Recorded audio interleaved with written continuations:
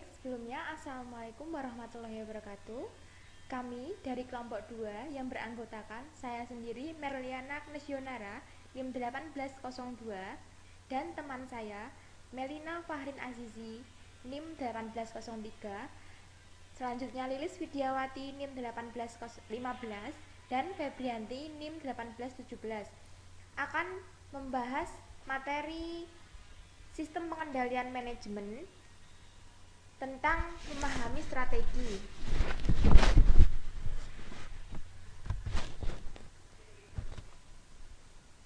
Baik, yang pertama yaitu ada pendahuluan. Sistem pengendalian manajemen merupakan alat untuk mengimplementasikan strategi. Tiap organisasi memiliki strategi yang berbeda-beda dan pengendalian harus disesuaikan dengan syarat strategi. Strategi yang berbeda memerlukan prioritas tugas yang berbeda pula. Faktor penentu keberhasilan berbeda tergantung keterampilan, perspektif, dan perilaku yang berbeda pula. Selanjutnya, oleh karena itu, yang seharusnya diperhatikan dalam desain sistem pengendalian adalah apakah perilaku yang didorong oleh sistem tersebut sudah merupakan yang diperlukan oleh suatu strategi. Strategi juga merupakan rencana-rencana untuk mencapai tujuan suatu organisasi. Nah, yang pertama, apa tujuan strategi? Meskipun kita sering mengacu pada apa yang disebut sebagai tujuan-tujuan perusahaan, suatu perusahaan tidak punya tujuan. Pada hakikatnya, perusahaan adalah suatu artifikal yang tidak memiliki peran maupun kemampuan mengambil suatu keputusan sendiri. Adapun tujuan perusahaan itu ditentukan oleh pemimpin manajemen puncak atau CEO. Perusahaan yang bersangkutan dengan mempertimbangkan nasihat yang diberikan oleh para manajer senior lainnya yang biasanya kemudian ratifikasi oleh dewan direksi.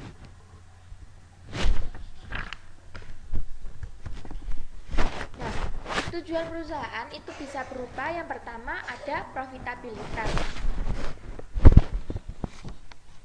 Dalam bisnis, kapasitas untuk menghasilkan laba biasanya merupakan tujuan yang paling penting. Profitabilitas dinyatakan dalam arti konsep yang paling luas melalui persamaan dari dua rasio. Yang pertama ada rasio presentase atau margin laba atau profit margin percentage, dan rasio yang kedua itu ada perputaran investasi atau investment turnover atau ITO. Nah, dari dua produk rasio ini adalah pengembangan atas investasi atau return on investment.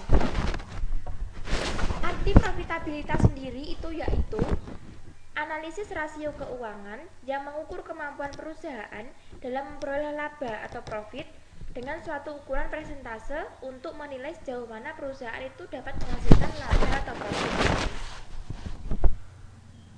Nah, dari rasio itu ada yang dua tadi, ada pertama persentase margin laba dan yang kedua ada perputaran investasi.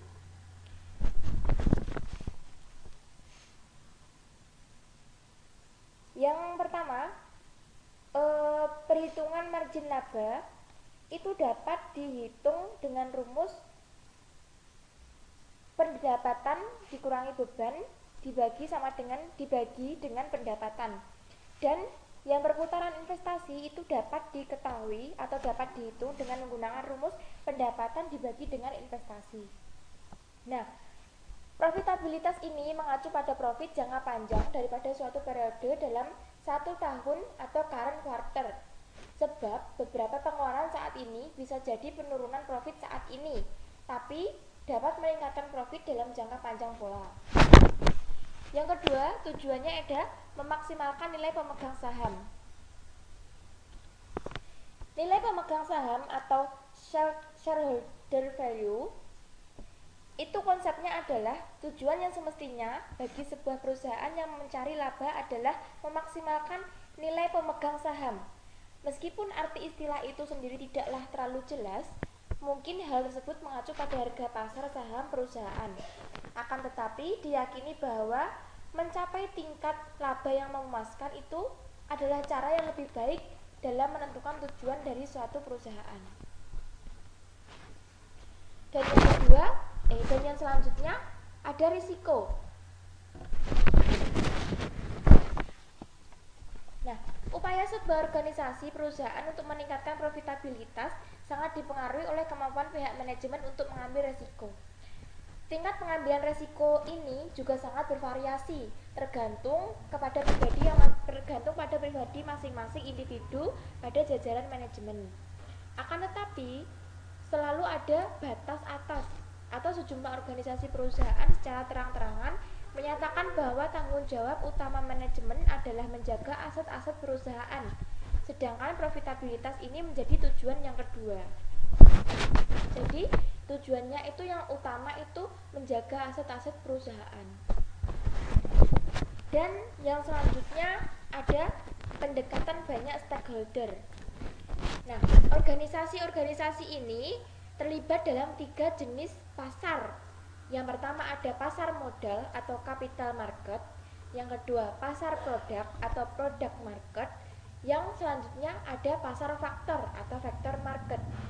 Nah, sesuai dengan apa yang diperoleh dari 3 pasar tersebut, organisasi memiliki tanggung jawab terhadap para pemangku kepentingan tersebut, yaitu apa saja? Yang pertama, para pemegang saham, konsumen, para pegawai, para pemasok, dan masyarakat. Idealnya, sistem pengendalian manajemennya harus mengidentifikasi tujuan-tujuan dari setiap kelompok ini dan mengembangkan sistem penilaian atau scorecard untuk mengawasi atau menilai kinerjanya.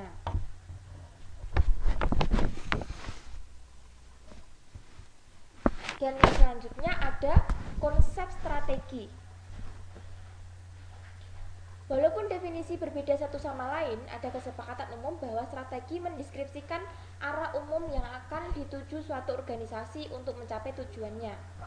Nah, setiap organisasi ini dikelola dengan baik memiliki satu strategi atau lebih, walaupun mungkin tidak dinyatakan secara eksplisit.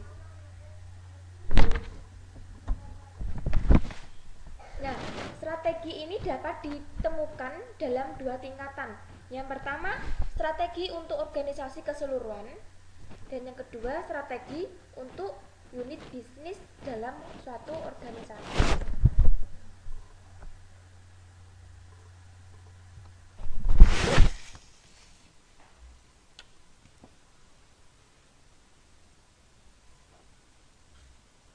Baik, di sini saya akan melanjutkan pemaparan materi yang sudah disampaikan oleh teman saya, yaitu tentang strategi tingkat korporat. Strategi tingkat korporat adalah mengenai keberadaan di tengah-tengah bauran bisnis yang tepat. Oleh karena itu, strategi korporat ini lebih berkenan dengan pertanyaan di mana dan sebaiknya bersaing dan bukannya bagaimana bersaing dalam industri tertentu yang merupakan strategi bisnis pada tingkat korporat. Masalahnya yaitu 1. Definisi bisnis di mana perusahaan akan berpartisipasi dan 2. Penugasan sumber daya antar bisnis-bisnisnya tersebut. Dan analisis strategi tingkat korporat menghasilkan keputusan yang melibatkan bisnis yang akan ditambah, bisnis yang akan dipertahankan, dan bisnis yang akan ditekankan, bisnis yang akan dikurangi perhatiannya, dan bisnis yang diinvestasi atau dijual. Dan strategi tingkat korporat ini dibagi menjadi 3. Yang pertama yaitu perusahaan dengan industri tunggal. Yang kedua, perusahaan dengan diversifikasi yang tidak berhubungan. Yang ketiga, yaitu perusahaan dengan diversifikasi yang berhubungan. Di sini terdapat salah satu contoh dari perusahaan dengan diversifikasi yang berhubungan. Di sini ada perusahaan memiliki unit-unit bisnisnya dalam sepertinya itu popok atau pampers, deterjen atau sabun dan pasta gigi dan sampo. Dan produk konsumer bermerek lainnya seperti P&G mempunyai 2 kompetensi inti yang menguntungkan semua unit bisnisnya. Dengan keterampilan inti dalam beberapa teknologi kimia dan keahlian distribusinya dan pemasaran produk konsumen bermerek dengan harga rendah melalui supermarket. Perusahaan dengan bisnis yang tidak berhubungan beroperasi dalam bisnis yang tidak saling berhubungan satu sama lainnya. Hubungan antara unit bisnis bersifat murni finansial, seperti Textron adalah contohnya.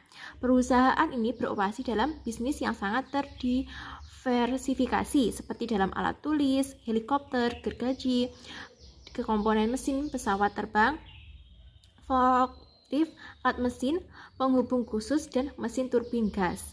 Pada tingkat korporat, salah satu dimensi yang paling turbin gas pada tingkat korporat salah satu dimensi yang paling signifikan di mana konteks strategi berbeda adalah tingkat dan jenis diversifikasi yang dilakukan oleh perusahaan yang berbeda.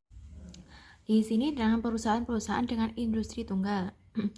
Di sini salah satu sumbu dari tabel ini, tabel yang ada di PPT.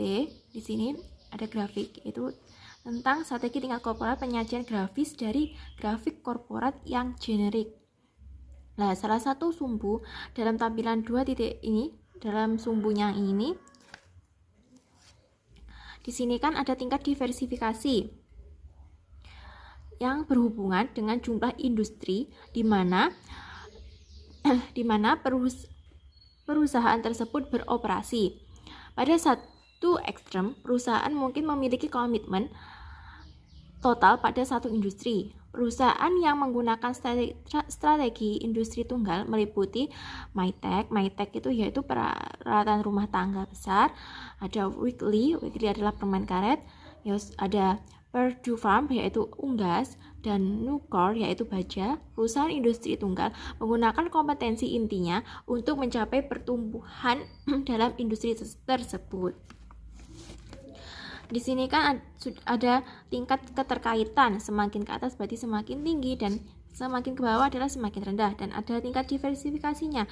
Pada tingkat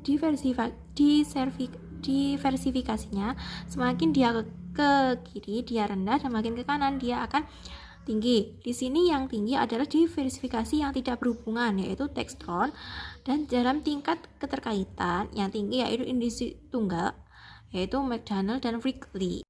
Dan jika di perusahaan dengan diversifikasi yang tidak berhubungan, ini terkait sama yang grafiknya tadi, yaitu dalam grafiknya itu tingkat keterkaitan mengacu pada hakikat yang berhubungan sinergi operasi lintas unit bisnis. Di sini hal tersebut tuh mengacu pada sinergi operasi lintas bisnis yang didasarkan pada kompetensi inti pada pembagian sumber daya umumnya. Dan di dalam perusahaan diversifikasi yang berhubungan, kelompok lain terdiri dari perusahaan yang beroperasi dalam jumlah industri dan bisnisnya saling berhubungan satu sama lain melalui sinergi operasi. Perusahaan-perusahaan ini disebut sebagai perusahaan dengan diversifikasi yang berhubungan. Sinergi operasi terdiri dari 2 jenis hubungan lintas unit bisnis. Yang pertama yaitu kemampuan untuk membagi sumber daya umum. Yang kedua, kemampuan untuk membagi kompetensi inti umum. Di karakteristik kunci dari perusahaan diversifikasi yang berhubungan adalah perusahaan tersebut memiliki kompetensi inti yang bermanfaat bagi unit bisnis perusahaannya tersebut.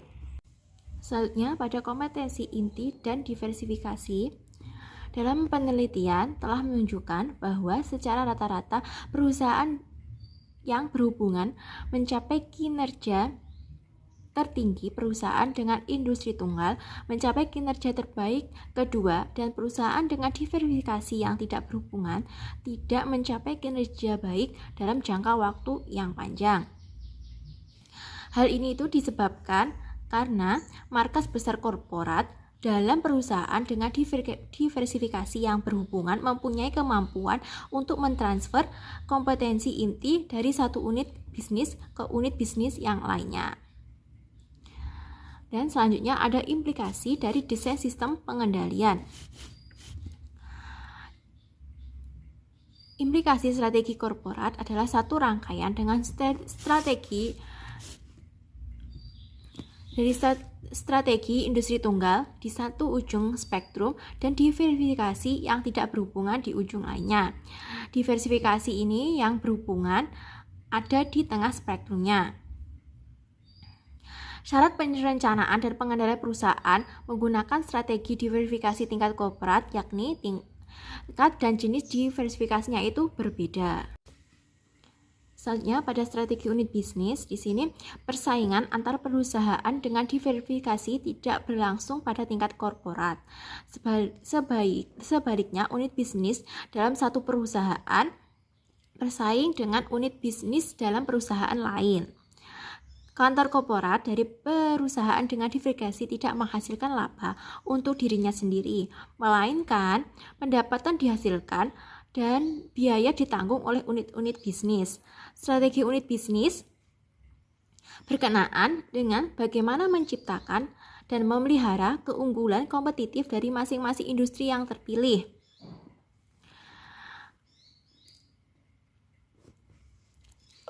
Oleh suatu perusahaan untuk berpartisipasi. Strategi ini tergantung pada satu, misinya, yang kedua yaitu kompetitifnya. Di sini ada tabel yang memperlihatkan di sini ada jenis strategi tingkat korporat. Di sini ada penyajian strateginya itu melalui gambar. Di sini ada perusahaan dengan industri tunggal. Terus perusahaan tersebut dengan industri yang saling berhubungan, jadi berkembang menjadi 3, menjadi perusahaan dengan industri yang berhubungan, perusahaan dengan industri tunggal yang tidak berhubungan. Jadi melalui gambar itu kita sudah dapat melihat penjelasannya. Jika berhubungan maka perusahaan-perusahaan tersebut akan saling menguatkan, akan saling bersamaan. Jika tidak saling berhubungan, maka perusahaan tersebut akan berjalan sendiri-sendiri. Di sini ada contoh dari perusahaan dengan industri tunggal. Di sini ada contohnya, dari baca sendiri. Ada yang pertama itu ada McDonald Corporation. Kalau yang industri dengan saling berhubungan di sini ada Corning Glass, dan yang tidak berhubungan ada Textron. Oke, pemaparan dari materi saya sudah selesai, dilanjutkan oleh teman saya. Di sini saya akan melanjutkan pemaparan materi yang telah disampaikan oleh teman saya. Yang pertama ada misi unit bisnis. Dalam perusahaan dengan diversifikasi, salah satu tugas dari manajer senior adalah mengalokasikan sumber daya, yakni membuat keputusan mengenai penggunaan kas yang dihasilkan dari beberapa unit bisnis. Beberapa model perencanaan telah dikembangkan untuk membantu manajer tingkat korporat dalam mengalokasikan sumber daya efektif. Model tersebut menyarankan bahwa perusahaan memiliki unit-unit bisnis dalam beberapa kategori yang diidentifikasikan dengan misinya. Secara bersama-sama, beberapa unit membentuk satu portofolio yang komponennya berbeda dalam hal karakteristik, risiko, atau penghargaan. Selanjutnya yaitu dua model perencanaan yang paling banyak digunakan adalah Boston Consulting Group's Matrix, pembagian pertumbuhan 2x2, yang tampilan sebelumnya tampilan 2.5. Kemudian yang kedua seperti tampilan di samping 2.6, General Electric Company atau McKinsey, dan Companies Matrix, daya tarik industri kekuatan bisnis 3x3. Model-model tersebut mempunyai perangkat misi sama untuk dipilih. Maksudnya dipilih di sini ada dipilih untuk dibangun atau build. Misi ini menyiratkan tujuan menambah pangsa pasar. Kemudian pertahankan atau hold. Misi ini diarahkan pada perlindungan pangsa pasar, unit bisnis, dan posisi persaingan. Contohnya komputer mainframe IBM. Kemudian ada panen. Misi ini mempunyai tujuan memaksimalkan laba jangka pendek dan arus kas. Kemudian ada divestasi. Misi ini menunjukkan suatu keputusan untuk mundur dari bisnis melalui proses likuidasi secara perlahan-lahan. Selanjutnya yaitu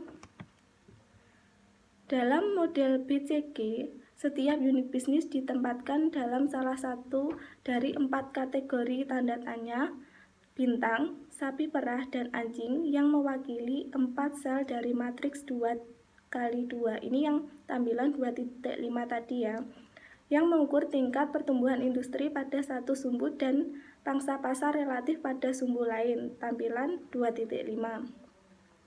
BCG memandang pertumbuhan industri sebagai indikator daya tarik relatif industri tersebut dan pangsa pasar relatif sebagai indikator posisi persaingan relatif dari satu unit bisnis dalam bisnis tertentu. Kemudian BCG menunjuk pangsa pasar sebagai variabel strategi primer karena pentingnya pangsa pasar dalam gagasan mengenai kurva belajar. Di sini, kurva belajar merupakan alat analisis yang kuat, namun konsep tersebut memiliki beberapa keterbatasan. Yang pertama yaitu berlaku pada produk yang tidak diferensiasikan basis persaingan pada harga. Kemudian, dalam situasi tertentu, peningkatan teknologi proses mungkin mempunyai dampak yang lebih besar pada pengurangan biaya per unit. Yang ketiga, kerja keras yang agresif untuk mengurangi biaya dapat menimbulkan hilangnya fleksibilitas di pasar.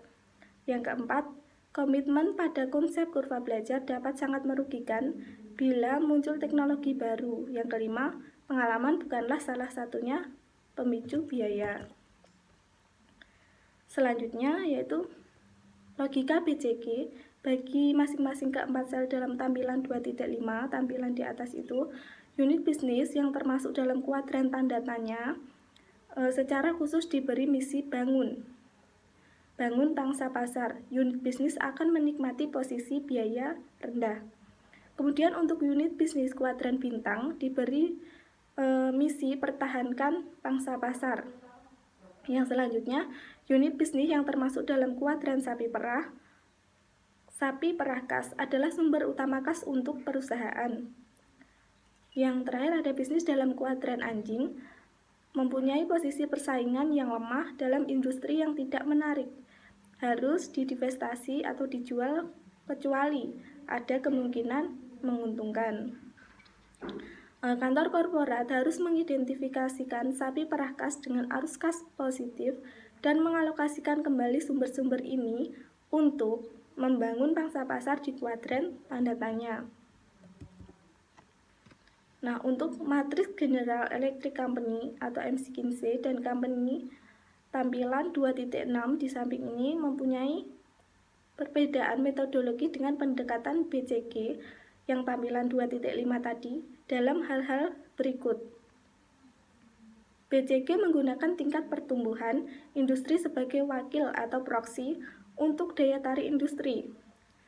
Dalam matriks General Electric, daya tarik industri didasarkan pada penilaian tertimbang atas faktor-faktor seperti besarnya pangsa pasar, pertumbuhan pasar, dan lain-lain. Kemudian, yang kedua, BCG menggunakan pasar relatif sebagai proksi untuk posisi keuangan, untuk posisi persaingan yang dimiliki oleh unit bisnis saat ini. Matriks General Electric di lain pihak menggunakan beragam faktor seperti pangsa pasar, kekuatan distribusi, dan kekuatan rekayasa.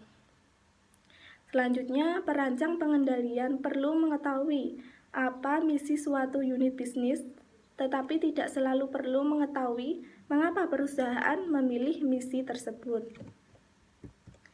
Selanjutnya yaitu ada keunggulan kompetitif unit bisnis.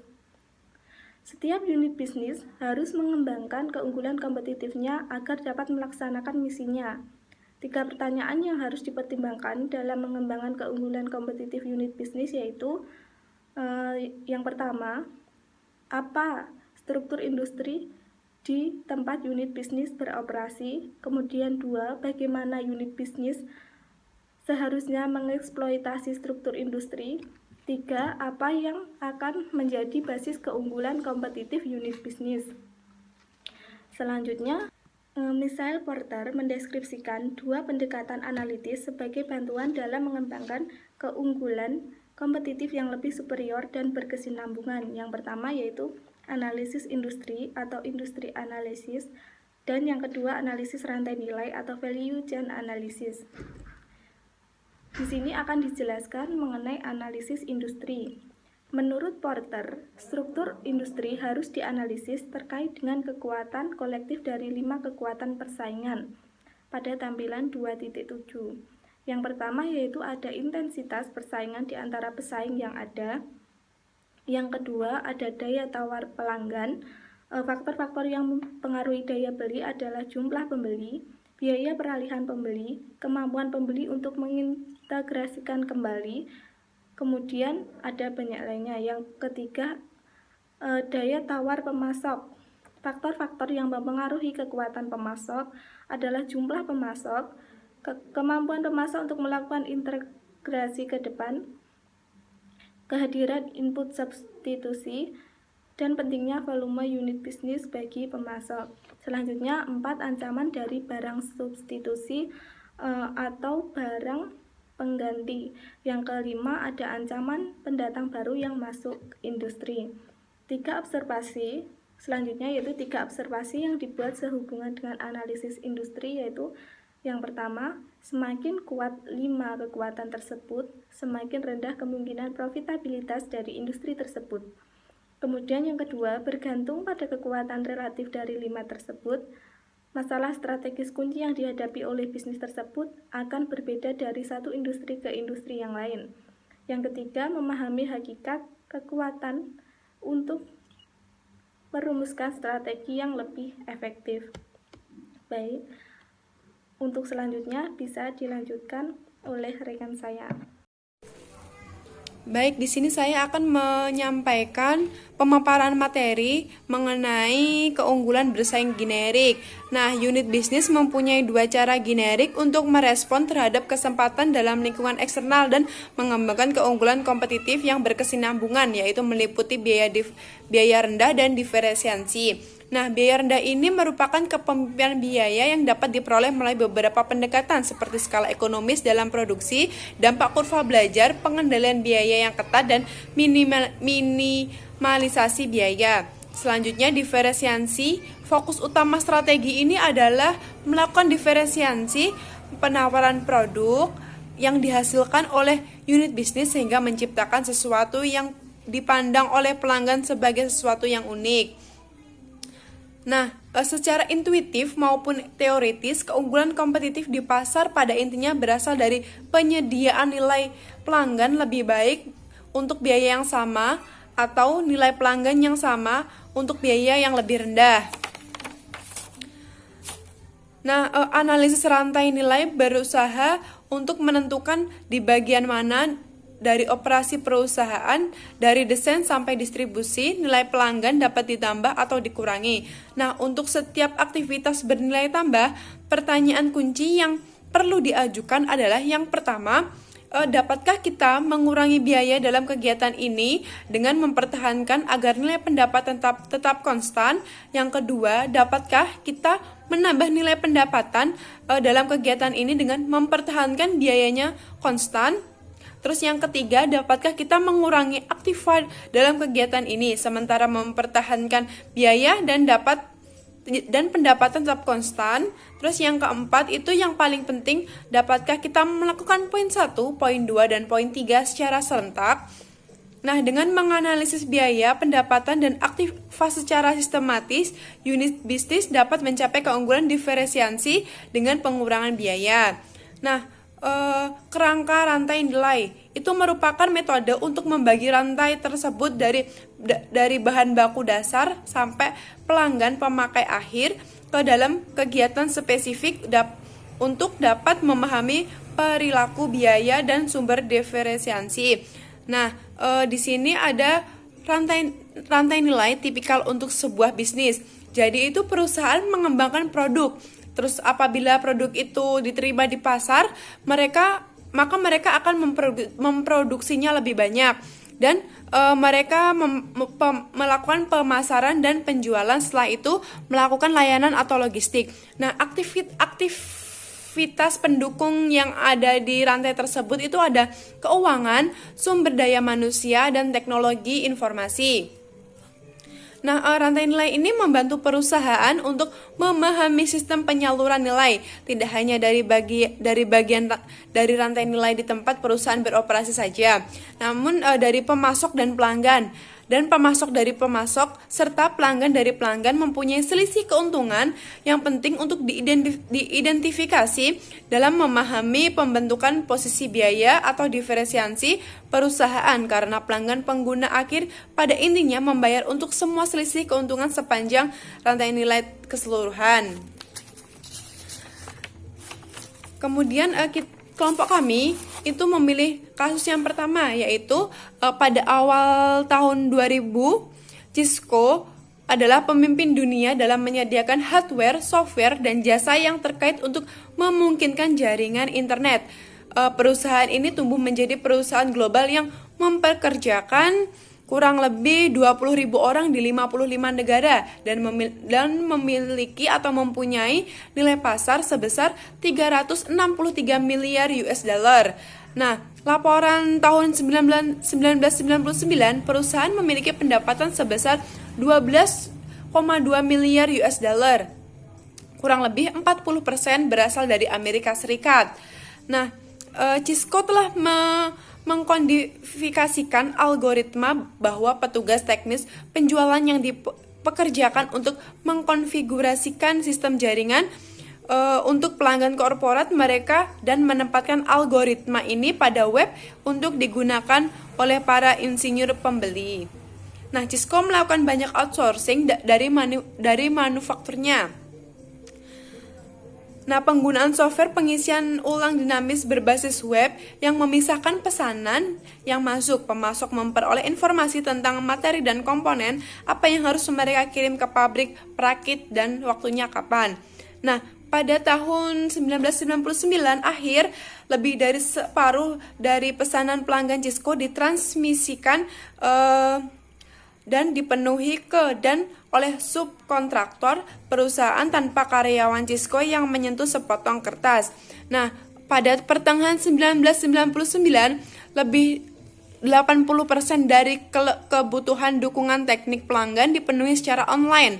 Hasil bersihnya selama 5 tahun dari 1994 sampai 1999. Penjualan Cisco naik 6 kali lipat, namun besarnya staf pendukung teknik hanya naik 2 kali lipat saja.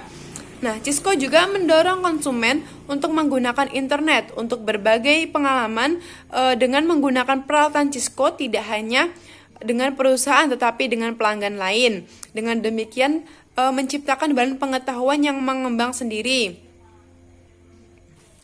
Nah, Cisco menganggap kompetisi intinya sendiri pada riset dan pengembangan dan manajemen hubungan dengan pelanggan. Dengan penyebaran operasi perusahaan secara dan mandiri, global, dan operasi pelangganannya, Cisco mengandalkan pada internet untuk mempermudah kolaborasi dan R&D lintas batas dan juga manajemen perkiraan pelanggan global. Pada akhirnya, para manajer Cisco yakin bahwa dengan bekerja keras untuk menempatkan semua aspek kegiatan perusahaan pada web, mereka mempunyai akses real-time pada data operasional dan finansial. Pada tahun 2000, Cisco menjadi perusahaan pertama di dunia yang dapat secara virtual menutup bukunya dalam sehari pada hari apapun dalam setiap triwulan. Nah, sekian pemaparan materi dan kasus dari kelompok kami. Apabila kami ada kurang lebihnya, kami mohon maaf. Wassalamualaikum warahmatullahi wabarakatuh.